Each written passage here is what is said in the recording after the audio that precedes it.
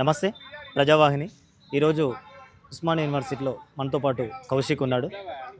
అన్న నమస్తే అన్న. నమస్తే అన్న. చెప్పండి, అసలుకి పార్లమెంట్లో తేజస్వి యాదవ్ చేసిన వ్యాఖ్యలు మీరు ఎలా చూస్తారు? దీని మీద అన్న తేజస్విని ఏదైతే మీరు చెప్పిన ఎంపీ గారు ఉన్నారో ఆ ఎంపీ గారు చేసిన వ్యాఖ్యలు దురదృష్టకరం. అయితే నాకు అక్కడ ఆయన చెప్పిన విధానం ఏంటంటే విడదీసే దాంట్లో కొంత తెలంగాణకి అన్యాయం జరిగింది, తెలంగాణలో అమరులయ్యారు, ఆంధ్ర పరిస్థితులు పంచాయతీ పెట్టి ఏదైతే తెక్కకుండా చేసిందో ఆ విధానాన్ని పోలుస్తూ పాకిస్తాన్తో పోల్చడం అనేది దారుణమైన అంశమే. సరే, నేనేమంటున్నానంటే ఇప్పుడు అతను తెలంగాణ ద్రోహి అయిపోయింది కదా, బీజేపీ తెలంగాణ ద్రోహి అయిపోయింది, సరే నేను ఒప్పుకుంటున్నాను. మరి నేను కొంతమంది వ్యక్తుల పేర్లు చెప్తా, కొంతమంది చెప్పిన వ్యాఖ్యల గురించి చెప్తా. వాళ్ళు కూడా తెలంగాణ ద్రోహులు కాదు, మీరు చెప్పాలి. తెలంగాణ పోరాటం ప్రధానంగా దేనికోసం జరిగిందన్న? నిధులు నియామకాలు, అదే కదా తెలంగాణ పోరాటం, దానికోసమే కదా. ఏదైతే నిధులు నియామకాలు అనే పోరాటం కోసం జరిగిన తెలంగాణలో రాష్ట్ర ముఖ్యమంత్రి గారు నిధులు నియామకాల కోసం కాదు తెలంగాణ పోరాటం జరిగింది, ఇది తెలంగాణ పోరాటం అస్తిత్వం దాని గురించి కాదు జరిగింది, వేరే దాని గురించి అని చెప్పింది. అంటే తెలంగాణ అస్తిత్వాన్ని అవమానపరిచినట్టు కదా. నీళ్లు నిధులు నియామకాల కోసం కాదా జరిగింది? మరి దేనికోసం జరిగినట్టు? నీ ముఖ్యమంత్రి తెలంగాణ ఉద్యమ అమరవీరుల మీద గనులు కట్టుకొని కాల్చడానికి వచ్చి నువ్వు నిజం కాదా ఉద్యమకారుల మీద? అంటే నువ్వు తెలంగాణ ద్రోహి కదా. నేను ఇంకో విషయం కూడా అడుగుతున్నా. ఇటీవల రాష్ట్రంలో ఒక మార్వాడికి సంబంధించిన ప్రెసిడెంట్ వచ్చి తెలంగాణ వాళ్ళకి పని చేత కాదు, తెలంగాణ వాళ్ళు తాగుబోతులు తిరుగుబోతులు అని ఒక బహిరంగ మీటింగ్లో చెప్పిండు, ఏది డిబేట్లో చెప్పిండు. దాంతోపాటు ఇంకొక అంశం చెప్పిండు, బట్టి విక్రమార్క మా బావ ఏదున్నా మా బావ చూసుకుంటాడు. మరి తెలంగాణ ప్రజల్ని తాగుబోతులుగా తిరుగుబోతులుగా చిత్రీకరించినప్పుడు, అవమానించినప్పుడు, నువ్వు మా బావే మాకు మద్దతు ఇస్తున్నానని చెప్పినప్పుడు నువ్వు ఎందుకు ఖండించాలా కాంగ్రెస్ పార్టీగా? నువ్వెందుకు అతని మీద కేసు పెట్టలా? తెలంగాణ అస్తిత్వాన్ని దెబ్బతీసేటట్టు మాట్లాడినప్పుడు నువ్వు ఎందుకు కేసు పెట్టలా? నేను ఇంకొక అంశం కూడా అడుగుతున్నా, భారత రాష్ట్ర సమితి కూడా దీని మీద స్పందిస్తున్నాను. నేను అడుగుతున్నా, ఎలక్షన్ ఓడిపోయిన తర్వాత కేసీఆర్ గారు కేటీఆర్ గారు అనేక ఇంటర్వ్యూల్లో ఏం చెప్పారు? తెలంగాణ ప్రజలు పథకాలకు ఆశపడి నాకు ఓట్లే లేదు, తెలంగాణ ప్రజల కంటే ఆంధ్ర ప్రజలు తెలివైన వాళ్ళు తెలంగాణ ప్రజలకి అది ఆంధ్ర ప్రజలు ఎవరిని ఎన్నుకోవాలో తెలుసు అని చెప్పి, అంటే తెలంగాణ ప్రజలను కించపరిచినట్టు కదా, ఇవి తెలంగాణ ప్రజల్ని అస్తిత్వాన్ని దెబ్బతీస్తున్నట్టు కాదా? ఇంకొక అంశం కూడా అడుగుతున్నానా, ఇదంతా కాదు, 50 ఏళ్ళు తెలంగాణ పోరాటం పట్టడానికి గల పార్టీ ఎవరన్నా? కాంగ్రెస్ కాదా? 1200 మంది అమరులను చంపడానికి కేంద్ర బిందువు కాంగ్రెస్ పార్టీ కదా. తెలంగాణని అణువు అవమానించింది కాంగ్రెస్ ముఖ్యమంత్రులు కదా, అవునా కదా?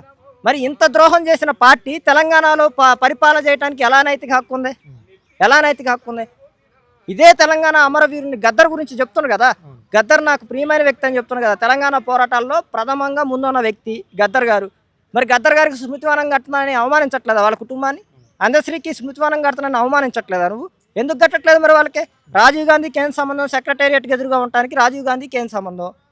నువ్వు కాదా మరి తెలంగాణని అవమానించింది? మీరు కాదా? మరి మీకేం నైతిక అర్హత ఉంది?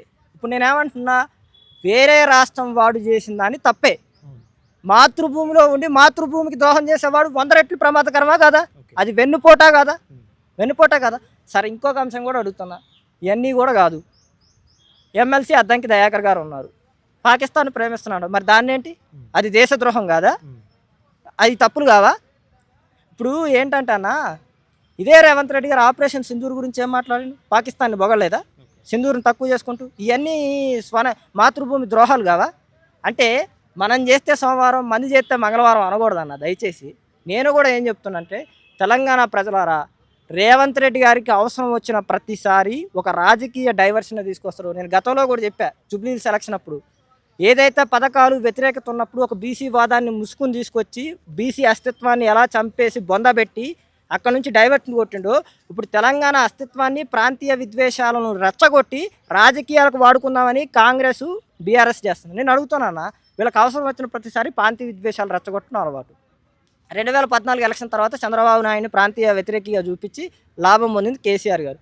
తర్వాత జగన్మోహన్ రెడ్డి గారి పరిపాలన వచ్చింది, అక్కడ మళ్ళీ కేసీఆర్ గారి ప్రభుత్వం వచ్చిన తర్వాత ఎలక్షన్ వచ్చే టైంలో నాగార్జున సాగర్ మీదకి పోలీసులను పంపించి, ఆంధ్రప్రదేశ్ పోలీసుల్ని తెలంగాణ పోలీసుల్ని పంపించి అక్కడ ఘర్షణ వాతావరణం జరుగుతున్నట్టుగా తెలంగాణ ప్రజల్ని ఆంధ్ర ప్రజల మధ్య ప్రాంతీయ విద్వేషాలు రెచ్చగొట్టడానికి ట్రై చేసింది బీఆర్ఎస్ కాదా?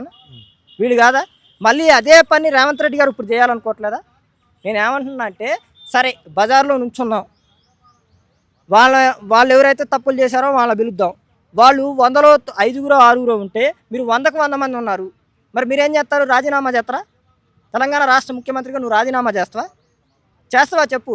మరి తెలంగాణ నేలను అవమానపరచును కదా, కించపరచును కదా, మరి నువ్వేంటి చెప్పు. అన్న ఇప్పుడు తెలంగాణ ఉద్యమకారుడు బీజేపీ ఎంపీ ఓలో మన ఈటెల రాజేందర్ కూడా ఉండు. అసలు ఇంతవరకు అతను కూడా స్పందించలేదు. అసలు తెలంగాణ ఉద్యమంలో చాలా చులక మొత్తం పాల్గొన్నాడు కదా అన్న. ఇప్పుడు నేనేం చేస్తున్నా అంటే ఈటల రాజేందర్ గారు పెద్ద మనిషి, ఆయన పోరాటం చేసిన వ్యక్తి. ఇట్లాంటి చిల్లర విషయాల్లో కూడా ఆయన స్పందిస్తే వ్యక్తిత్వం కించపరిచినట్టు అయింది అన్న. అసలు ఎందుకంటే ప్రాంతీయ విద్వేషాలు రెచ్చగొట్టే రాజకీయాల్లో నాయకులు ఉండకూడదని చెప్తున్నా, ఆ ట్రాప్లో ఇరుక్కుపోకూడదని చెప్తున్నా. రేవంత్ రెడ్డి గారు ఒక ట్రాప్ని క్రియేట్ చేస్తుండవు, ప్రాంతీయ విద్వేషాలు రెచ్చగొట్టడం అనే ట్రాప్ రాజకీయాలు. ఆ ట్రాప్లో ఆ పెద్ద మనిషి ఇరుక్కుపోకూడదు అనుకుంటుండో. మరి నేను ఏమంటున్నా, ఆ పెద్ద మనిషి స్పందించాలిగా. మరి వీళ్ళు కాంగ్రెస్లో ఉన్నోళ్ళంతా ఎందుకు స్పందించలేదు? బట్టి విక్రమార్క గారు ఎందుకు స్పందించలేదు? అప్పుడు రేవంత్ రెడ్డి గారు ఈ వ్యాఖ్యలు చేస్తుంటే పక్కనున్న డిప్యూటీ సీఎం గారు ఎందుకు చెప్పలేదు నువ్వు ఈ వ్యాఖ్యలు తప్పు చేస్తున్నావని? కోమటిరెడ్డి వెంకటరెడ్డి గారు తెలంగాణ కోసం మంత్రి పదవి త్యాగం చేసిన వ్యక్తి, మరి ఎందుకు స్పందించలేదు? పొన్నం ప్రభాకర్ గారు తెలంగాణ ఉద్యమంలో అనేక పోరాటాలు చేసిండు, బహిరంగంగానే ముఖ్యమంత్రులను విమర్శించిండు. ఆయన ముఖ్యమంత్రి తుపాకీ పెట్టి హెలికాప్టర్ దిగితే పేల్చి పడేస్తాండు కిరణ్ కుమార్ రెడ్డి గారు అప్పుడు ఉద్యమాల్లో. మరి ఎందుకు స్పందించడా ఈ వ్యాఖ్యల మీద? అంటే నేను ఏమంటానంటే ఇక్కడ సందర్భానికి దానికి తగ్గట్టుగా స్పందిస్తారన్న. ఏదైతే వాళ్ళు అనుకున్నట్టు వీళ్ళు అనుకున్నట్టు చేయకూడదు. అది ఏంటంటున్నంటే తెలంగాణ ప్రజల్ని ఒక మార్గం వైపు నడిపించకూడదని ఈటల రాజేందర్ గారు తీసుకున్నారు. ఈటల రాజేందర్ గారు తీసుకున్న స్టాండ్ నేను 100% ఏకీపిస్తున్నా. ఎందుకు స్పందించాలి పెద్ద మనిషిగా? నువ్వు తెలంగాణ ప్రతిష్టను నువ్వేమన్నా పెంచినవా కాంగ్రెస్ పార్టీగా? నేను ఇంకొక నుంచి కూడా ఒక పిలిపిస్తున్నాను. కాంగ్రెస్ పార్టీ హటావో ఫ్రమ్ తెలంగాణ పార్టీ నుంచి తెలంగాణ నుంచి కాంగ్రెస్ పార్టీని తరిమి కొట్టకపోతే తెలంగాణ ప్రాంతానికి 100 రెట్లు ద్రోహం చేసే పార్టీ కాంగ్రెస్ పార్టీ. నేను అడుగుతున్నానా, తెలంగాణ ప్రజల పట్ల ప్రేమ ఉంది కదా? ఎస్సీ రిజర్వేషన్ 11% 9% తీసుకొచ్చింది ఎవరు? బీసీలను అరిఘోషణ పెడుతుంది ఎవరు? నిరుద్యోగుల్ని ఘోషణ పెడుతుంది ఎవరు? తర్వాత వచ్చేసి విద్యార్థుల్ని చంపుతుంది ఎవరు? గురుకుల పాఠశాలలు. మరి నీకు తెలంగాణ ప్రజల పట్ల ప్రేమ ఉంది కదా, తెలంగాణ పోరాటం పట్ల ప్రేమ ఉంది కదా, వీటి మీద ఎందుకు ఎంక్వైరీ లేయో? ఎందుకు కమిషన్ లేయో? బీసీల మీద ఎందుకు దాడులు జరుగుతున్నాయి? ఎస్సీల మీద ఎందుకు దాడులు జరుగుతున్నాయి? నీ పరిపాలన వచ్చాక కదా, నువ్వు చేస్తున్న అక్రమాలు కావా ఇవన్నీ? ఇది ప్రజాపాలన కాదు, పర్సెంటేజ్ల పాలన. ఇప్పుడు కాంగ్రెస్ పార్టీ కులగణన సర్వే చేసింది కదా, ఆ సర్వే మీద మీ అభిప్రాయం? చాలా మంచి పాయింట్ తీసుకొచ్చారన్న. తెలంగాణ రాష్ట్రంలో ఏదైతే సర్వే జరిగింది, ఆ సర్వే ప్రకటించే ముందు కూడా రేవంత్ రెడ్డి గారు ఒక మాట చెప్తారు. ఏం చెప్తారంటే తెలంగాణ చరిత్రలో ఒక చారిత్రాత్మక ఘట్టం, నేను తెలంగాణ చరిత్రలో నిలిచిపోబోతున్నా అని చెప్పేసి చెప్పిండు. నేను చెప్తున్నా, నువ్వు నిజంగా తెలంగాణ చరిత్రలో నిలిచిపోబోతున్నావు. ఎట్లా అంటే తెలంగాణ బహుజన వర్గాల ద్రోహిగా నిలిచిపోబోతున్నావు. నేను కొన్ని లెక్కలు చెప్పాలనుకుంటున్నాను, అందుకే ప్రత్యేకంగా దీని మీద సబ్జెక్ట్ మీద ప్రిపేర్ అయినా. నైట్ 2:30, 3 వరకు ప్రిపేర్ అయ్యా దీని మీద. 2011 లెక్కల ప్రకారం తెలంగాణ రాష్ట్ర జనాభా 3,50,00,000 మంది. మీరు క్లియర్గా అర్థం చేసుకోండి ఈ సబ్జెక్ట్ని. 3,50,00,000 మంది. 2024 తర్వాత ఏదైతే రేవంత్ రెడ్డి గారు వచ్చిన తర్వాత సర్వే చేసిన తర్వాత 3,55,00,000 మందికి ఈ జనాభాని తీసుకొచ్చింది. అంటే 2011 నుంచి 2024 వరకు, అంటే దాదాపు 13 సంవత్సరాల్లో పెరిగింది 5 లక్షల మందినా తెలంగాణ జనాభా? నేను ఫర్ ఎగ్జాంపుల్ చెప్తానన్నా. అయితే తెలంగాణ రాష్ట్రం అయినా దేశ లెక్కల్లో అయినా ఎట్లా అంటే, ఇప్పుడు 2011 లెక్కలు చేస్తే 2030కి జనాభా ఎంత పెరగొచ్చు అనేది కొంత లెక్క క్యాలిక్యులేట్ వేసుకుంటుంది గవర్నమెంట్, అఫీషియల్ లెక్కలు వేసుకుంటుంది. ఆ రకంగా చూసుకుంటే ప్రతి 10 సంవత్సరాలకి 14% పెరిగింది. అంటే ఇప్పుడు మన దగ్గర 13 సంవత్సరాలు ఉంది కాబట్టి పెరగాల్సింది 17%. అలా చూసుకుంటే తెలంగాణ రాష్ట్ర జనాభా 4,01,00,000 నుంచి 4,02,00,000. మరి 50 లక్షల మంది జనాభా ఎటుపోయారు? ఏం చేసిండు రేవంత్ రెడ్డి గారు? ఇంకొక అంశం కూడా చెప్తున్నా. 2011 లెక్కల ప్రకారం ఎస్టీ జనాభా 32 లక్షలు. 2024కి వచ్చేసరికి 36 లక్షలు అయింది. సరే 4 లక్షలు పెంచిండు. ఏదైతే నేను ఇందాక 17% పెరగాలని చెప్పి చూసినా, 13 సంవత్సరాల టర్మ్లో ఎంతైతే పెరగాలని చెప్పినో ఆ జనాభా లెక్కల ప్రకారం ఎస్టీ జనాభా పెరగాల్సింది 39 లక్షలు. సరే ఇందులో కొంతమంది పిల్లలు కానలేదు, చచ్చిపోయారో, క్యాస్ట్ చెప్పలేదు అనుకో, కనీసం 37 నుంచి 38 లక్షల మంది ఉండాలి. అంటే 2 లక్షల మంది జనాభాని ఇక్కడ రేవంత్ రెడ్డి గారు తగ్గించాడు. ఎస్సీ జనాభా 2011లో 54 లక్షలు, 2024కి వచ్చేసరికి 57 లక్షలు. ఏదైతే ఇందాక 15 నుంచి 18% పెరగాలని చెప్పినో, పెరిగితే 60 నుంచి 65 లక్షల మంది జనాభా తెలంగాణ రాష్ట్రంలో ఎస్సీ జనాభా ఉండాలి. అంటే దాదాపు ఇక్కడ ఎంతన్నా 57 లక్షలు అంటే ఇయో 3 నుంచి అయ్యో ఒక 5 దాదాపు 6-7 లక్షల తేడా వస్తుంది ఇక్కడ జనాభా. మరి ఈ జనాభా అంతా ఎడిపోయారు. ఇంకా ఇంకొక అంశం కూడా ప్రధానంగా economically weaker section EWS quota కింద ప్రధానంగా తెలంగాణ రాష్ట్రంలో చర్చ జరుగుతుంది. నేను ఇచ్చిన లెక్కలు కాదు, తెలంగాణ రాష్ట్రం లెక్కలు చెప్పింది ఏంటంటే ఓసీల్లో వెనకబాటుతనం ఎంత ఉందంటే 100లో 31% అని చెప్పేసి చెప్పింది.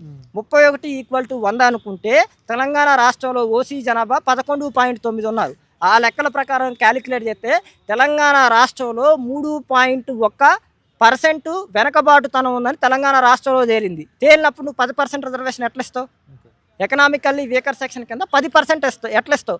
7%ని ఉత్తిగా ఎలా దోచిపెడతావు తెలంగాణ రాష్ట్రానికి? నువ్వు దీనికి ప్రధానంగా దీనికి సమాధానం చెప్పాలి రేవంత్ రెడ్డి గారు. నేను ఇంకొక క్వశ్చన్ కూడా అడుగుతుంది ఏంటంటే బీసీలకు ఎంత అయితే 86% ఇచ్చారు. దీన్ని 100కి సమానం అనుకుంటే తెలంగాణ రాష్ట్రంలో 56.4% ఉంటే 48.54% తెలంగాణ రాష్ట్రంలో వెనకబడి ఉన్నారు. మరి వీళ్ళ పరిస్థితి ఏంటి?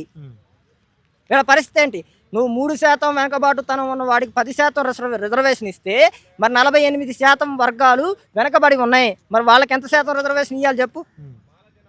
నేను ఇంకా అడుగుతున్నా, ఏదైతే రేవంత్ రెడ్డి గారు చెప్తుండో తెలంగాణ రాష్ట్రంలో అధికంగా భూములు ఏ వర్గాల చేతుల్లో ఉన్నాయండి? సంపద సృష్టించే దగ్గర ఎవరున్నారు? ఏ వర్గాలు ఉన్నాయి? ఒక ఒడ్డెర కులంలో 100%లో 95% వలస కూలీలు ఉన్నారంట.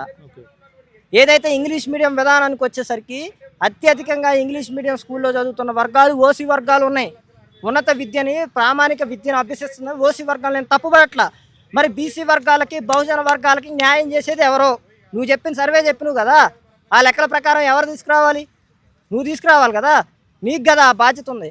తెలంగాణ పట్ల ప్రజల పట్ల నీకు చిత్తశుద్ధి లేదు రేవంత్ రెడ్డి గారు, నువ్వు మోసం చేయాలనుకుంటున్నావు. నేను ఇంకోటి కూడా అడుగుతున్నానా, సోషియో ఎకనామిక్ సర్వేకి ఒక చైర్మన్ నియమించాడు. ఎందుకు రెడ్డిని పెట్టినానా? బీసీని ఎందుకు పెట్టలా? మా వెనకబాటుతనం గురించి, మా లెక్కల గురించి, మాకు ఆకలి ఉందన్నా, ఆకలి బాధ మాకు తెలిసిద్ది. ఆకలి ఉన్నోడు పని బాగా చేయాలనుకుంటున్నాడు. మాకు సందర్భం వచ్చింది కాబట్టి. ఆకలి ఎవడో తెలియదు, కడుపు నిండింది, దోచుకు తింటున్నావు, వాడిని కూర్చోబెట్టి మా లెక్కలు తెలుసమంటున్నావు. ఎంత న్యాయం అన్నా? పంచాయతీ గారిని చైర్మన్ చేయి, ఉప చైర్మన్ చేసినావు కదా, ఆయన చైర్మన్ చేయి. ఎందుకు ఆయన చైర్మన్ చేయాలా? దురుద్దేశంతో ఇక్కడ లెక్కల్ని గోల్మాల్ చేయాలని చెప్పేసి రేవంత్ రెడ్డి గారు చేసిన దారుణాలు. ఇంకో విషయం కూడా చెప్తున్నానా, 1950 తర్వాత నుంచి 2011 ఇప్పుడు 2024 వరకు అనేక కమిషన్లో బహుజన వర్గాలనే మోసం చేసింది కాంగ్రెస్ పార్టీయే. అనేక సార్లు తప్పుడు తరకగా, ఇప్పుడు ఈ 2011 లెక్కలు కూడా కరెక్ట్ కాదు, తప్పుడు తరకాన్ని సుప్రీంకోర్టు దీన్ని తీర్పిచ్చరు. దీని మీద జడ్జిమెంట్లు ఉన్నాయి, అనేక విషయాలు ఉన్నాయి. ఈ 2011 లెక్కల్లో కూడా ఇంకా జనాభా ఎక్కువ ఉంటారు. మా జనాభా అంటే ఇప్పుడు రేవంత్ రెడ్డి మొత్తం భారతదేశంలో ఏ రాష్ట్రం కూడా ఇలాంటి సర్వే చేయలేదని చెప్పి కూడా ఒక స్టేట్మెంట్ ఇచ్చిండు ఆయన. మరి చేయలేదు, వాస్తవానికి చేయలేదు. ఎందుకు చేయలేదు? ఏదైతే ఒక వర్గానికి దోచిపెట్టాలనే ఆలోచనతో మిగిలిన వర్గాలని అణిచివేయాలనే ధోరణితో ఎవరో సర్వే చేయలేదు, రేవంత్ రెడ్డి గారే చేసిండు. నేను రాహుల్ గాంధీ గారికి చెప్తున్నా, మీరు చెప్తుంటారు కదా, రాహుల్ గాంధీ గారు చెప్తే ఏం చెప్తుంటారు, ఇది నాది రేర్ మోడల్ అని చెప్తుంటారు. రాహుల్ గాంధీ గారు, మీ ముఖ్యమంత్రి రేవంత్ రెడ్డి గారిది Telangana chief minister is not rare model, is wrong model. అతను కరెక్ట్ మోడల్ని తీసుకోవాలా, కరెక్ట్ విధానాన్ని తీసుకోవాలా. డీలిమిటేషన్లో ఏం చెప్తుండో, నెంబర్ గ్యాప్ వల్ల దక్షిణాది రాష్ట్రాలకు నష్టం జరుగుతుంది అంటారుగా. మరి ఈ ఏదైతే నువ్వు చెప్పిన రిజర్వేషన్ మరి అదే స్కేల్ వర్తించింది కదా. 3% రిజర్వేషన్ ఉన్నోడు ఎట్లా 10% రిజర్వేషన్ పొందుతురు? నేను ఇంకో విషయం కూడా అడుగుతున్నా, సర్వే జరిగింది కదా, ఎకనామికల్లీ వీకర్ సెక్షన్ కాలంని ఎందుకు పెట్టాల రేవంత్ రెడ్డి గారు? పెట్టాలి కదా. కులగణలో 10% రిజర్వేషన్ ఉన్నప్పుడు ఎకనామికల్లీ వీకర్ సెక్షన్ కోటాని ఎందుకు రేవంత్ రెడ్డి గారు పెట్టాల? దురుద్దేశంతో దాయాలని రేవంత్ రెడ్డి గారు, మోసం చేయాలని. నేను ఇంకొక అంశం కూడా అడుగుతున్నా, ఓపెన్ ఛాలెంజ్ చేస్తున్నా, తెలంగాణ రాష్ట్రంలో ఈడబ్ల్యూసీ కోటా కింద సర్టిఫికేట్లు తీసుకున్న వాళ్ళు ఎంతమంది? నువ్వు శ్వేతపత్రం రిలీజ్ చేయి, వాళ్ళు ఎంత రిజర్వేషన్ పొందుతున్నారో చెప్పు. ఇక్కడ ఏంటంటే ఒక వర్గాన్ని, ఇప్పుడు మీరు ఒకటి అర్థం చేసుకోవాల్సింది ఏంటంటే 1950 నుంచి 2011 వరకు లేదా 2024 వరకు ఏ సర్వేలో తగ్గకుండా పెరిగిన జాతి ఒకే ఒక జాతి, ఆ వర్గాలు మీకు తెలిసిన వర్గాలే. కానీ తగ్గుకుంటూ వచ్చిన జాతి మన వర్గాలు. అంటే మనం చచ్చిపోతున్నామా, ఈ రాష్ట్రం వదిలిపోతున్నామా, ఈ దేశాలు వదిలిపోతున్నామా అనేది తెలంగాణ ప్రజలు, తెలంగాణ విజ్ఞులు, తెలంగాణ మేధావులు ఆలోచించాలని నేను దయచేసి కోరుతున్నా. తెలంగాణ వ్యాప్తంగా ఉన్న మీరు గనక మౌనం వహిస్తే 1 శతాబ్దం పాటు మనం నష్టపోయాను. మళ్ళీ ఇప్పుడు కనుక మీరు నోరు మెదపకపోతే మళ్ళీ ఓ శతాబ్దం పాటు మీ బిడ్డల భవిష్యత్తులు మీరు ఆగమైపోతారని తెలియజేసుకుంటున్నాను. Okay, thank you so much. Thank you. ఇలాంటి మరిన్ని వీడియోల కోసం మా యూట్యూబ్ ఛానల్ను లైక్ చేసి సబ్స్క్రైబ్ చేసుకోండి.